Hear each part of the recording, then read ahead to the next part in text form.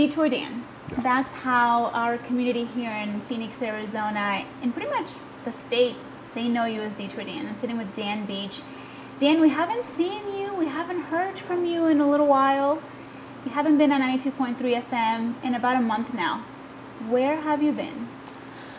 Out of action is the easy way to put it, but I've been suffered from a health setback.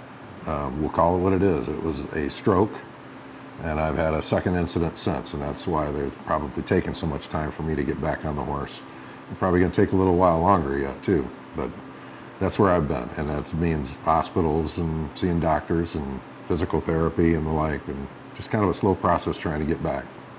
Many people have asked, they've called, they've emailed, they've wondered what's taking you so long to get back from vacation. So you mentioned this stroke. Take us back to when this happened and walk us through what's happened up until today and where do we go from here?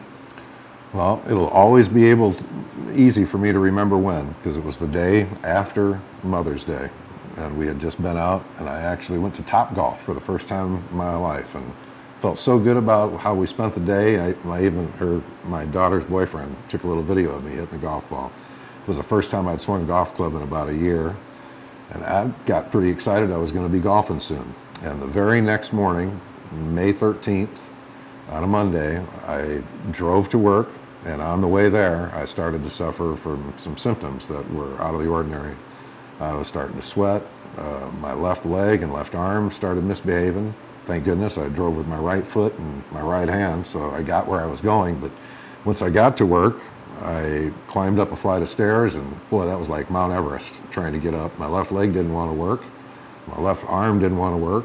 And when I did get up there, I still kept telling myself I was okay, that whatever this is will blow over. I wasn't using my brain at that moment, literally. And it wasn't until I grabbed my coffee cup to go get my morning cup of hot chocolate I realized my lips didn't work either. And at that point, I figured I better go tell somebody, just in case maybe this was bigger than I was. And that's when I walked down the hallway from my little studio down to the newsroom, and this lovely lady, Martha Maurer, was tending the news desk. Yourself, obviously. And you turned out to be my angel in my pocket, literally. That morning, I had actually just been filling in, right?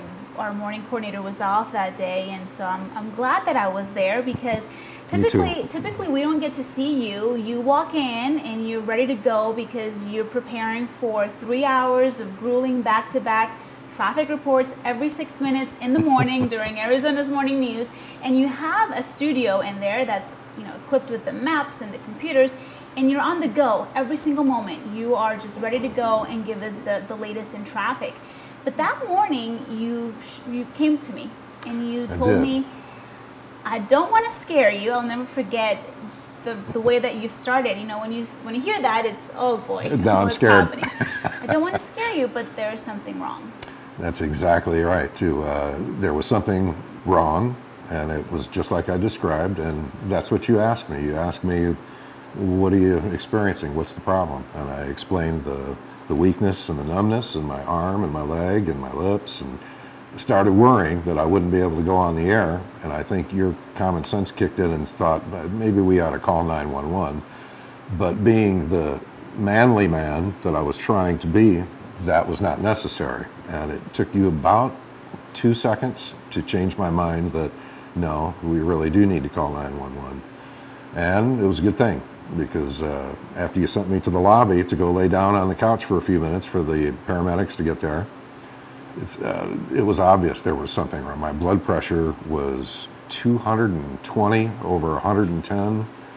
I never had a blood pressure issue in my life. And at that moment I realized, with the profuse sweating and your reaction, the paramedics' reaction, and then the arrival of the stroke unit, that pretty much sealed the deal that I was experiencing something over my head. And later that morning, after being transported to St. Joe's, that's where they determined indeed I did have a stroke. There was a large team of paramedics that showed up to help you. Mm-hmm. I remember several around you, and the stroke unit, as you mentioned. What was going through your mind when you're surrounded by a team of paramedics and firefighters that are there to figure out what is wrong? What's going through your mind in that moment? First of all, denial. Still, as I sat there and knew that there was something wrong, that word stroke was a bad word to me. My mother actually suffered from one, and she had even more devastating results than what I've had up to this point. So it scared me. That was fear, anxiety, but oddly enough, no pain. I never was in pain at all throughout any of it. More fear than anything else that something's wrong and I don't know what it is. And it didn't take long after that. Probably, back to the stroke unit for a moment. That really was going through my mind. They're baffling me over how far things have come. They actually whipped out a mini, I don't know if they're called iPads, or I had a doctor looking at me and talking to me as I was sitting on the couch in our sorry guys. In the lobby. In the lobby. As I sat there and went through all their tests, and they tried to tap a vein, and even that was a bad sign. The vein blew up, and it was a scary moment. And they all kept me at ease the best they could and got me to the hospital. Once there, and immediately they put me into a CAT scan to take a look and asked me, well, at first time, I've always heard voices whenever I've been in a CAT scan or an MRI. They tell you to hold your breath and breathe. Not this time. I was actually talking to somebody over a speaker, and they were asking me about taking a blood thinner medication that they believed, after having looked at my brain, that it was not a bleed, which I guess is a good thing, that it was safe to do so. And at that point, I said, yeah, go ahead and let's do whatever we need to do. Let's do it. So what was the point where the denial ended and you realized this is something serious and something that it's going to take a little while to recover from? It was later that day, about 1 or 2 o'clock in the afternoon, a neurologist came to my bedside and said, now, you've had a stroke. And I was arguing with my wife 5 minutes prior to that. You don't know that I've had a stroke. You're just assuming as much. But I should have known when I had the MRI and they were talking to me about giving me that medication. Indeed, I was. So I had to let down all of my guard and all of my trying to be tough and put on a show, and then pity party ensued. And so you were in the hospital a few days, right? And your family is with you, and we have to give a shout out to your wife, Vicki, and your daughter, and everyone who has been with you every single moment. But you stayed there a few days. What happened next? When did you get to go home? Took 2 days. I had, I wouldn't call it miraculous improvement, but everybody kept telling me how lucky I was, even on day one. And I didn't really have much use of my arm or leg yet at that time. But day 2, I went from not being able to run my left leg. It's a test they run on me. They put your left leg to take your heel and place it on your right leg and run it from your ankle up to your knee and back down. I couldn't do that on day 1. My leg was spastic. It was all over the place, and that made me understand that there's some neurological things happening that I can't connect dots yet. The next day, that test was child's play. The other tests that they did with me for strength in my hands and coordination, day 1, I couldn't do any of their tests. Day 2, man, I was ready to go home. And that's really what happened. After 2 days, they allowed me to go home and said, you're going to need some therapy and you're going to need some time to connect dots. And I was prepared for that. But what I wasn't prepared for was round 2. I didn't expect there to be a round 2. Again, denial, that won't happen to me. But about roughly 10 days later, while sitting on my couch real late at night, just getting ready to go to bed, doggone it, my left leg went numb again, and my left arm went numb again, and my lips and my tongue, and even this time my fingertips on the left hand, and it was a scary moment again. Here we go, we're calling 911 with an ambulance to come to my house this time. I'm gonna put my wife through all that again, and my daughter. They've both been with me every step, as you brought up, and it was another trip to the hospital, this time to Mayo Clinic. They too, like St. Joe's, have an entire floor dedicated to nothing but stroke victims. So apparently it was a really good thing that I ended up in both places on both occasions, and the timing was right. I didn't waste any time. And I know if I don't mention this, everybody that I've talked to as far as paramedics go, they're going to ask why. When I had the stroke unit visit me at KTAR that morning and they took me to the hospital, they gave me a card, and this is the card here. It says FAST on it, and those 4 letters all stand for something important when it comes to strokes, and that's facial recognition, arms, speech, and time. And time maybe being most critical of all. Because of your fast actions on day 1, I got to the hospital in time to get the medication that was needed. If too much time elapses, apparently that medication won't do what it's supposed to do or help you the way maybe it could have had you got there in a timely manner. And because of that, and this card, that's what helped me to recognize the symptoms and signs for round 2. When I was sitting here at home alone, well, my wife was with me, but she realized immediately, why are you walking like that? What's wrong with your leg? And fear immediately set in, or what's wrong? Let's call 911, because I think it's happening again. And by golly, it was. And it was the same symptoms, only a little more severe this time. And the comeback's been a little bit harder this time around. There were some signs that stuck around longer than they did last time.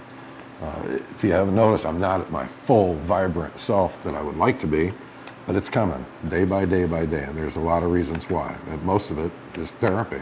Whether I like to admit that a guy like me has to have therapy, I do. And it's helping. Not where I want to be yet, but that's the goal, is to get back to where I want to be. Well, Dan, you have been helping Valley residents get to work, get to school, get back home after a long day for how many years now? Believe it or not, this July, coming up here, will be 28 years total, and I'll be starting my 29th year with well, it's been doing traffic for KTAR for 28 years. I think for 29 years, it's okay to take some time, right? Even if you don't want it. Yeah. You know, our coworkers at KTAR News and Arizona Sports, you know, we're one big family. We have been anxious to get an update on when will you be back. So talk a little bit about that therapy, and what's your next step? When do you think you'll be back in the studio? Well, I'm thinking positive, right? No more setbacks. We don't want any more setbacks. One of the keys to that, I believe, not that I'm a neurologist, but it's been my blood pressure has been through the roof ever since this incident occurred.